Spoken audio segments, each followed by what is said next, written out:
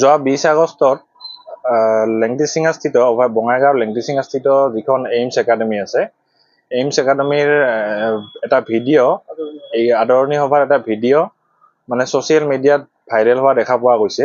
আৰু ভিডিঅ'টো দেখি আমি খুব মানে লজ্জা অনুভৱ কৰিছোঁ। এটা খুব লজ্জাজনক ভিডিঅ'।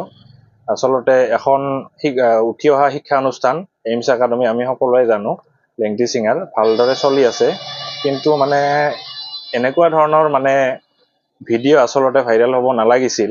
আচলতে আমাৰ শিক্ষানুষ্ঠানবিলাক পাঠ্যক্ৰমৰ শিক্ষাৰ লগতে কিছু নৈতিকতাৰ শিক্ষা, কিছু মৰেল ভেলুছৰ অলপ দৰকাৰ আছে, প্ৰয়োজন হয়। সেইখিনি শিক্ষক শিক্ষয়িত্ৰীখিনিয়ে কৰ্তৃপক্ষই নলেজত ৰখাৰ দৰকাৰ।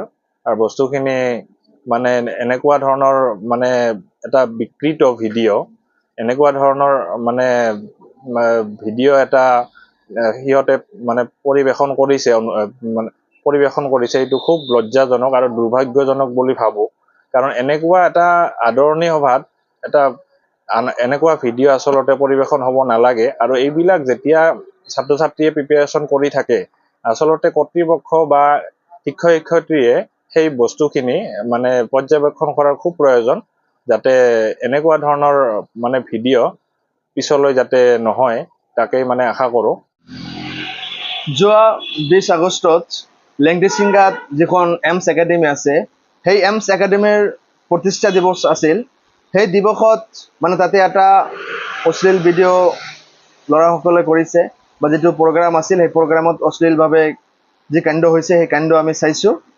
সেই অশ্লীল ভিডিঅ' যিটো আছে, এটা বিদ্যালয় কৰ্তৃপক্ষই এনেকুৱা অনুষ্ঠান পাতি এনেকুৱা অশ্লীল ভিডিঅ' বা এনেকুৱা অশ্লীল ডেন্স তাতে হ'বলৈ দিছে, এইটো অতি দুৰ্ভাগ্যজনক কথা। ইয়াক আমি সচেতন নাগৰিক হিচাপে গৰিহণা দিছোঁ।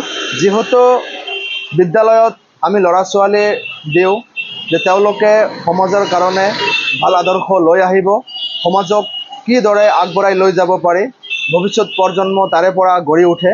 সেই হিচাপত তাতে যিখন কাৰ্যকলাপ হৈছে, সেই কাৰ্যকলাপক আমি অতি নিন্দা জনাইছোঁ আৰু কৰ্তৃপক্ষক দাবী জনাইছোঁ যে এনেকুৱা ঘটনা যাতে অনাগত দিনত নহয়।